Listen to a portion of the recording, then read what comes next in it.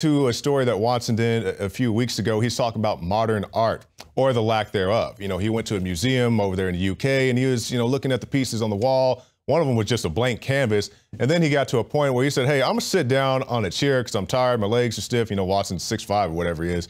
And he sat down on this chair and only to be told that he was sitting on one of the works of art, which is really notable to me because it was just a wicker chair that appeared to be spray painted orange.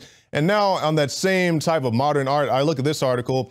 A Florida man is to stare at Ted Cruz's mouth for 2 straight hours. And this man is a performance artist. And he says, this is the most dangerous thing I've ever done. It's like being caught in It's a Small World for 2 hours.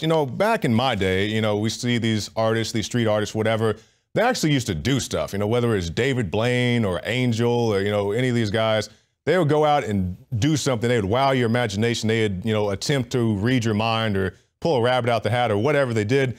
Now this is kind of like the sign of the times where you just go and you stare at a picture and this is supposed to be modern art. I really don't get it. And actually, I guess I can make a segment like this because I keep running into these stories that they're not the hardest hitting news stories of the day, but it is a sign of the times, kind of the degradation of society where staring at a picture could be considered, art. I think it's more art when Shia LaBeouf, watched his movies. I think this kind of falls in the same category, but would staring at that, be considered some type of art? No, you actually have to do something. And speaking of doing something, Alex Jones is out there in the streets right now doing something. He is going out to vote for the local elections right here in the city of Austin.